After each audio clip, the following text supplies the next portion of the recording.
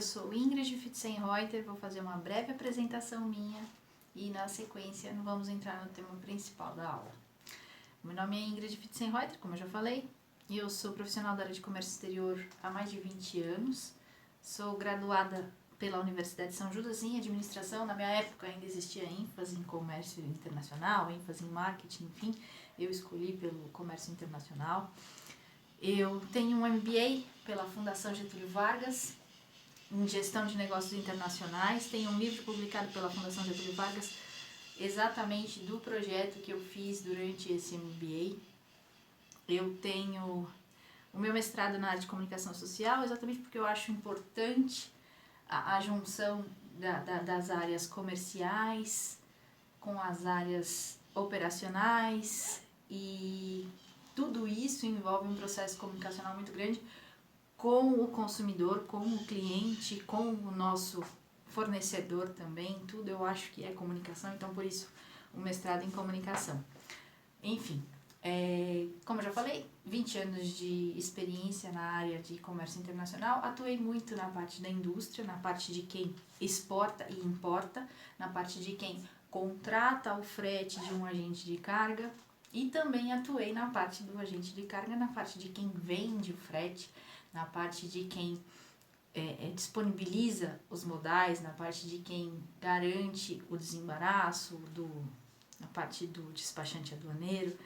Então, eu tive uma experiência que me permitiu pegar de um lado ao outro completamente, e isso me enriqueceu muito, e é sensacional trabalhar nessa área. Enfim, falei de mim, e eu separei hoje para conversar com vocês um pouquinho da parte de logística internacional. Por que a parte de logística? Porque apesar da gente pensar, a logística é uma parte importante, mas é só colocar na caixa e mandar embora, não. A logística envolve todo o processo de movimentação da empresa na vida. A gente sabe que tudo é meio logístico. Eu preciso, para movimentar uma carga, o processo logístico começa lá atrás na compra do fornecedor. Então, todo o processo logístico até o material, a matéria-prima chegar na fábrica para produzir aquele material e chegar pronto o produto para ser exportado, ou no caminho inverso, a matéria-prima que vai chegar no fornecedor, que vai permitir ele produzir e enviar para nós o produto que nós vamos importar. Tudo é logística. E o processo de importação, exportação, logística pura. Então, o que é importante a gente saber na questão logística? Eu tenho vários pontos, e a logística ela pode melhorar a qualidade do meu produto, como ela pode estragar todo um projeto que você estiver fazendo dentro da tua marca. A logística pode acabar levando isso para o buraco, e é uma área onde qualquer errinho pode se transformar num custo absurdo que não foi programado previamente pela empresa. Então, o que é bacana a gente entender? A logística é sensível, então eu preciso planejar. Quando eu falo em logística, eu já estou pensando no meu produto, vou exportar o meu produto. Então, eu já tenho meu plano de internacionalização, eu já tenho meu cliente lá fora, pensando em exportação agora. Aí daqui a pouco a gente já entra na importação. Então, eu tenho meu cliente lá fora, eu sei que ele precisa do produto que ele está comprando para daqui a um mês, e o produto está pronto. Então, em que condição que eu vendi para ele? Qual foi o Incoterm que eu vendi para ele? Então, eu vou saber que foi o Incoterm, por exemplo, o Ex-Works. Eu vou disponibilizar o material para o meu cliente aqui na minha fábrica. Então, eu tô com a minha caixa, que tem o meu produto aqui na minha fábrica. O meu cliente lá fora vai mandar o agente de carga dele fazer contato comigo, porque eu tô vendendo na modalidade Ex-Works. Então, na modalidade Ex-Works, eu tenho a menor responsabilidade sobre a carga. Eu, exportador, tenho a menor responsabilidade sobre a carga. Então, eu preciso... O agente de carga faz o contato, e o agente de carga tem qual posicionamento nesse caso? Ele vai retirar a carga no meu armazém, ele vai fazer o processo de desembaraço, ele vai embarcar isso num navio ou num avião, ou num caminhão, levar isso para o cliente lá fora.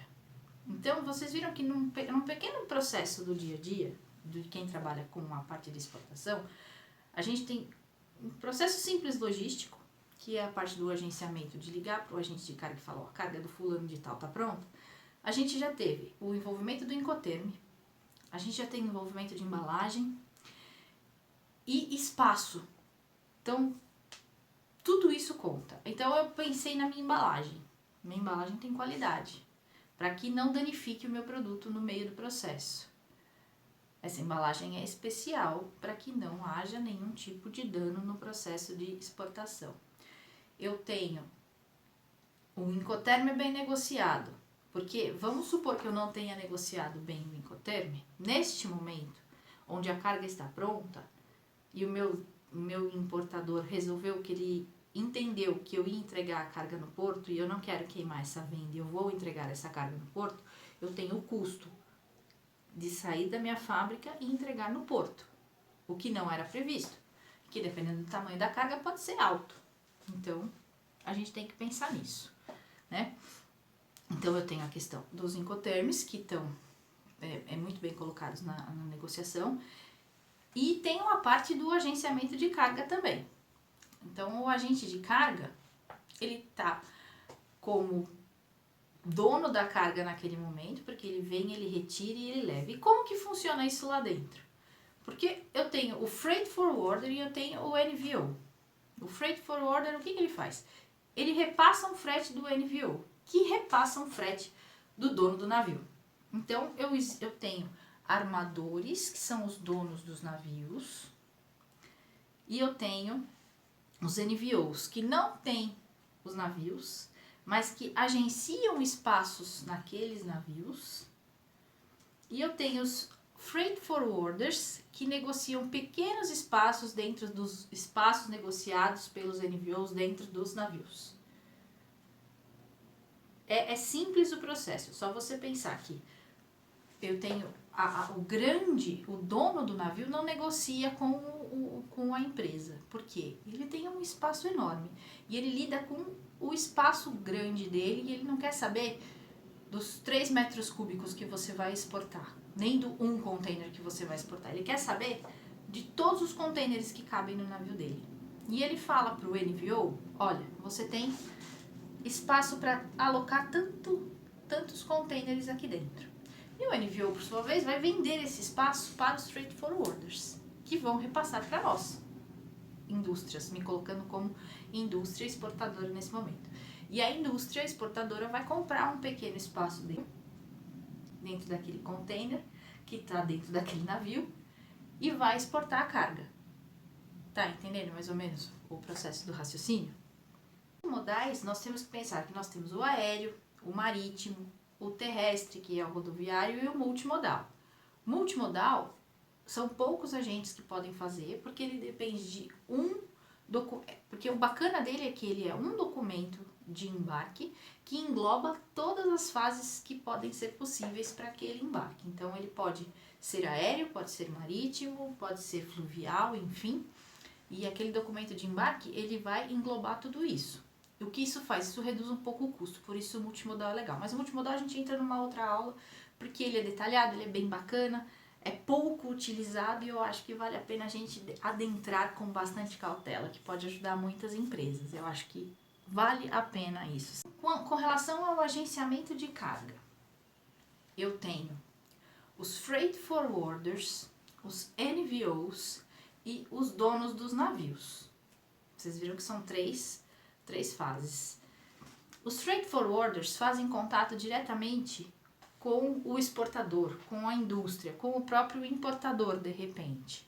Porque esses Freight Forwarders vão me fornecer um pedaço do frete, vão me fornecer um pedaço do espaço que foi fornecido a eles pelos NVOs.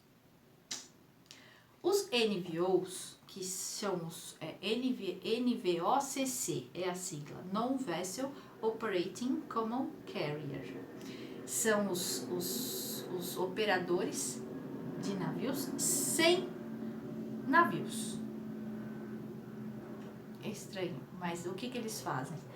Eles, em conjunto com os donos dos navios, eles oferecem aquele espaço que lhes foi ofertado. Os donos dos navios não querem negociar carga pequena, eles negociam espaço grande, eles não querem saber dos 3 metros cúbicos que a gente, exportador, normalmente pode mandar. Eles querem saber de encher aquele espaço. Então, o NVO tem aquele espação para negociar. Então, o dono de um navio oferece o espaço dele para vários NVOs. E os NVOs oferecem aquele espaço que lhes é reservado para vários freight forwarders. E aí a gente vê a diferença de preço, porque de repente um tem uma tarifa mais bacana que o outro, um tem possibilidade de negociação maior que o outro, enfim, por causa dessas diferenças. Tanto que você pode ver, quando você recebe uma cotação de frete marítimo, por exemplo, você pode receber uma cotação de frete marítimo de 1.000, uma de 800 e uma de 930. Uma vai ser com a Hapag-Lloyd, uma vai ser com a MSC e outra vai ser com a empresa XPTO. Porque é exatamente isso. O seu freight forwarder está negociando com um NVO que tem espaço em vários navios, vários operadores de navios, que no caso é a Hapag, a MSC, enfim, entenderam? É esse processo. E esse processo é importante porque você às vezes fecha um frete com uma determinada empresa porque ela está mais barata.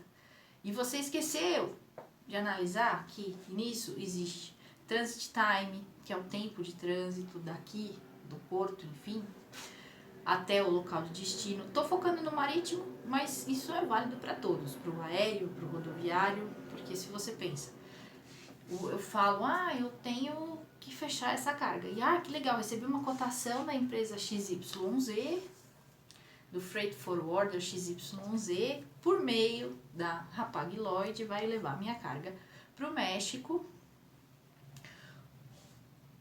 com um preço, vai levar minha carga para o México com um preço de, sei lá, $1.200.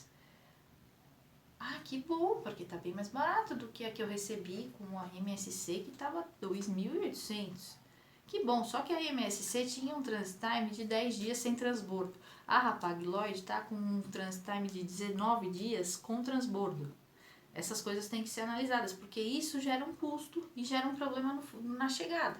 Porque se você está pensando numa chegada em mais ou menos 10 dias, você tem uma expectativa lá do teu cliente. Se você manda com aquele outro que ia demorar 19 dias com transbordo, você tem que contar que o transbordo vai acontecer certinho e que ainda você contou com 9 dias a mais que você não esperava. Então, isso vai gerar um problema com o teu cliente lá na chegada, fora custo, porque você pode ter um problema de multa em contrato, são outros detalhes que existem a possibilidade. Então, por isso que é muito importante você pensar em todas as minúcias, porque não é simplesmente logística e não é simplesmente jogar dentro de um container ou jogar dentro do avião. Isso requer uma atenção especial aos pequenos detalhes. Então, eu preciso da carga quando lá? Então, essa cotação está mais barata. Por quê? Qual que é o tempo de trânsito? Quais são as taxas adicionais? A taxa no destino já está inclusa ou isso vai ser repassado para o importador? São detalhes que são importantes, que encarecem e podem causar problemas no futuro. Então, eu acho importante a gente analisar sempre esses pontos.